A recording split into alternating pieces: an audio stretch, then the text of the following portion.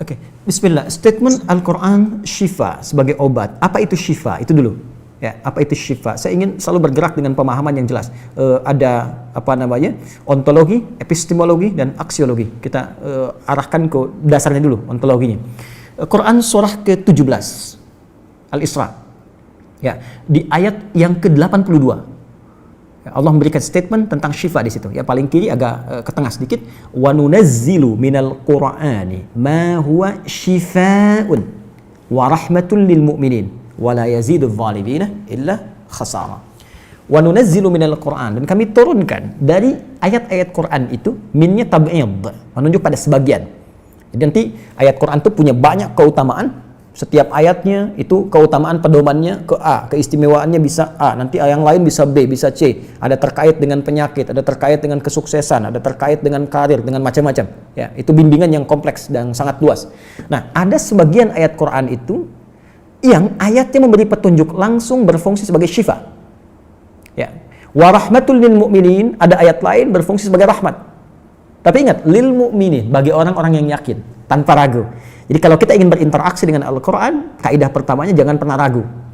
Ya, Quran surah kedua ayat 2. Dzalikal kitabu la raiba fi.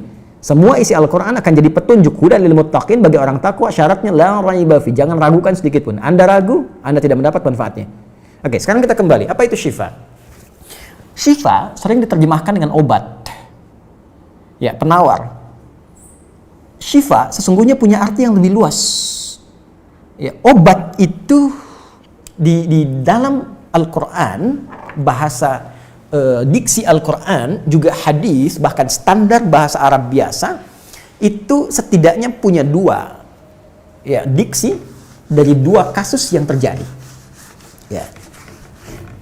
Satu begini, jika penyakit ya, yang butuh obat, penyakitnya itu berupa penyakit fisik saja, secara fisikal.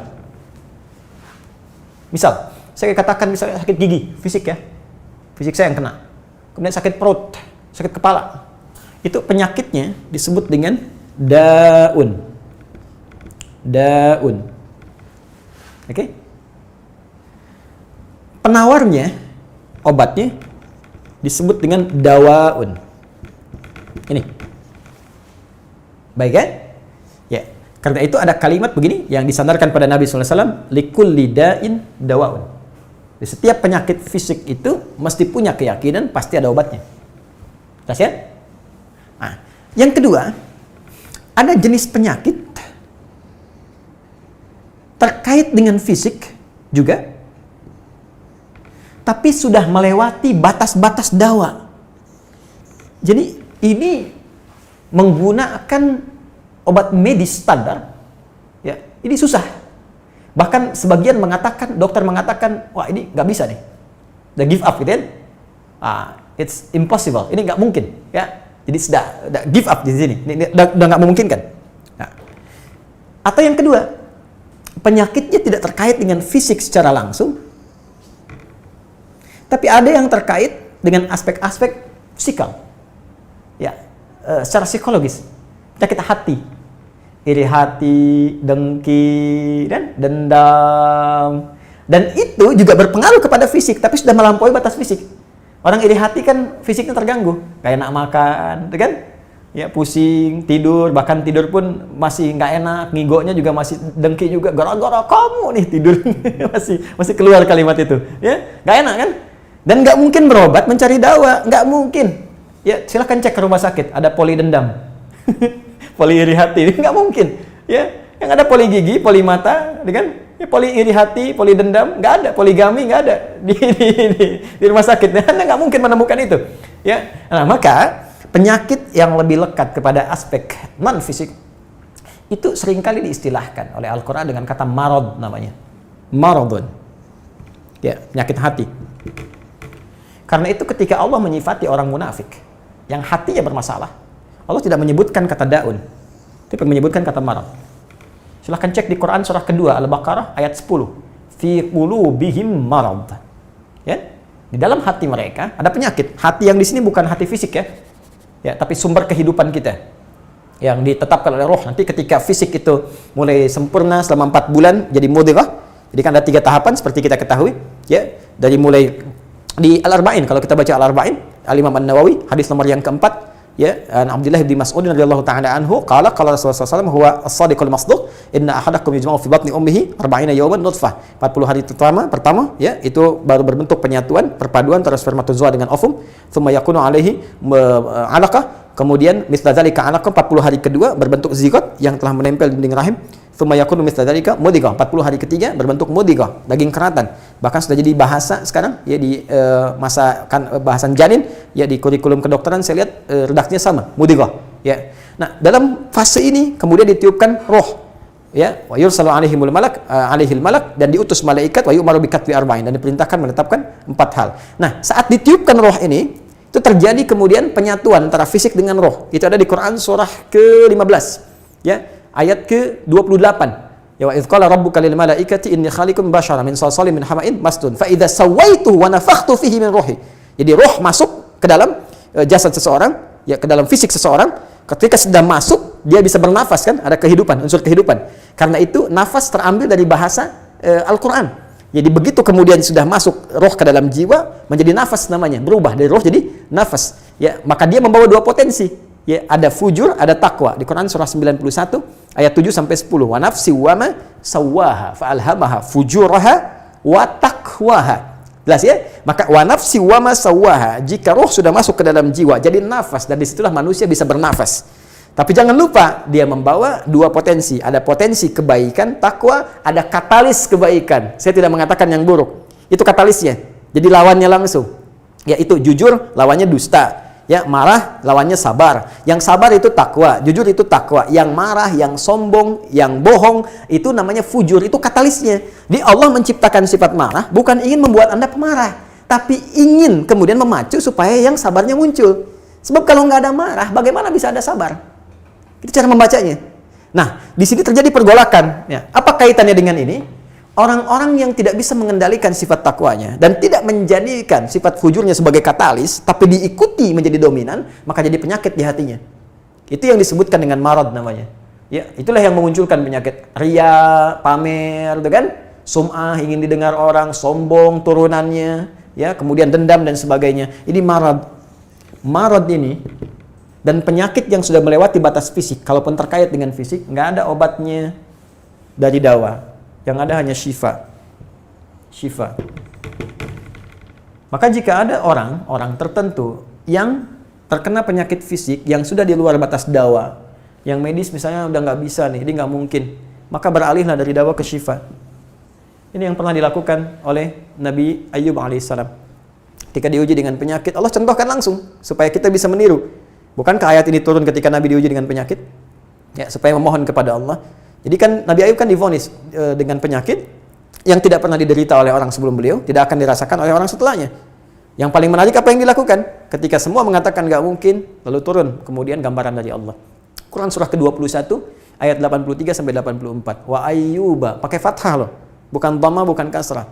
Ya, fathah itu menunjukkan sesuatu di masa lalu untuk dibuka bagi orang di masa depan.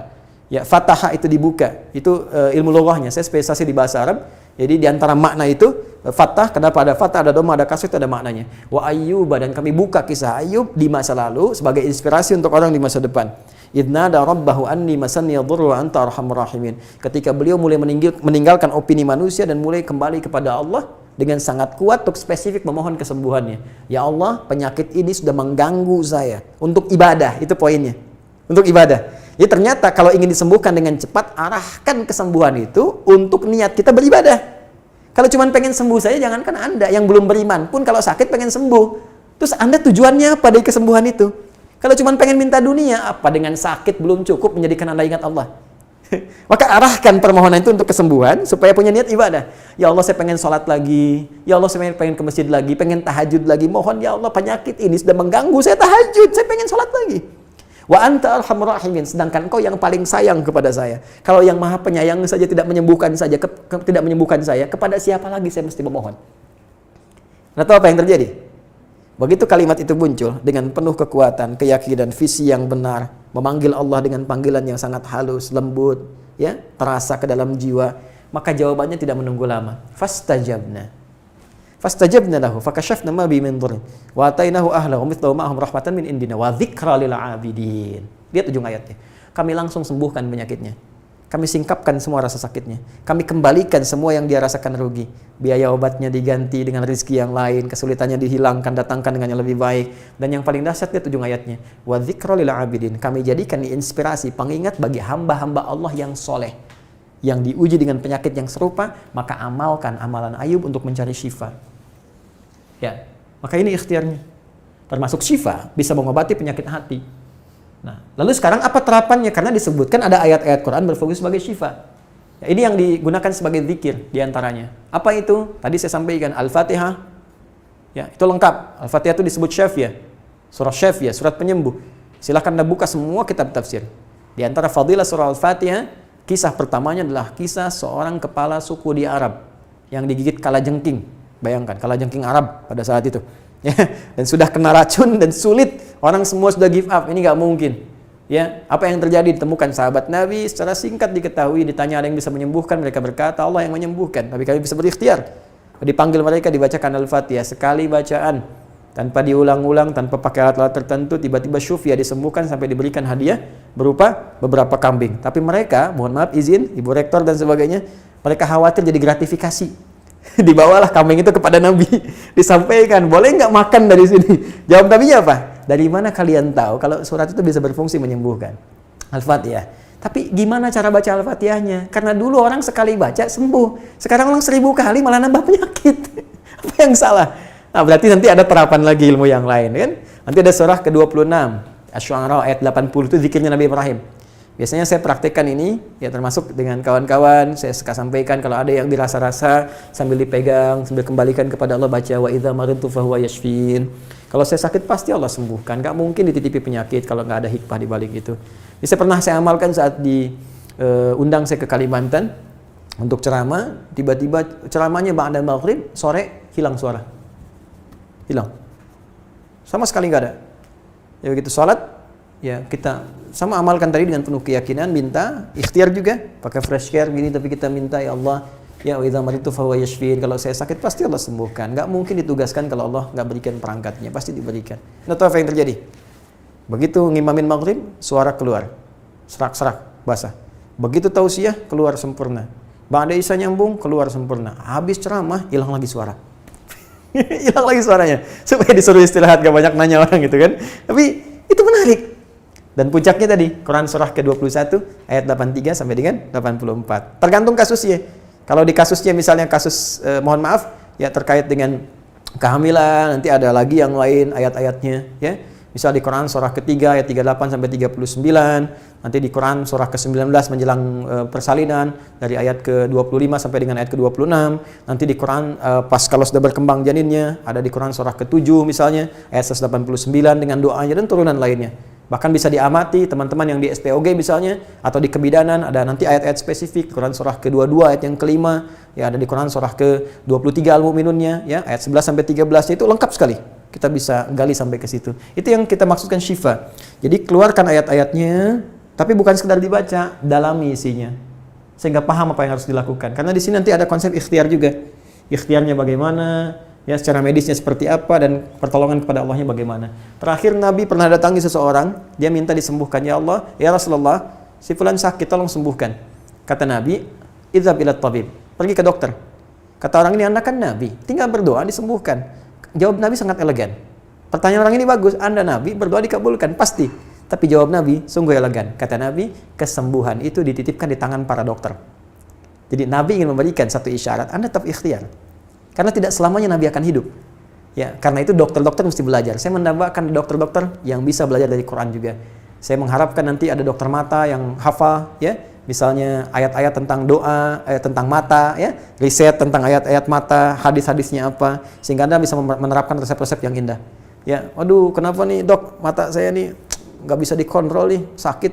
Kenapa? Saya kalau ngelihat tetangga beli kulkas sakit, kan nggak bisa dikasih obat tuh ya. Anda bisa kasih resep Quran surat sekian, ayat sekian, ayat sekian. Nah, itu yang banyak kejadian sekarang. Ya, orang matanya sehat tapi tidak bisa membedakan mana milik dia, mana milik orang lain. Demikian juga dengan yang lainnya. Itulah syifa. Wallahu ta'ala a'lam bishawab.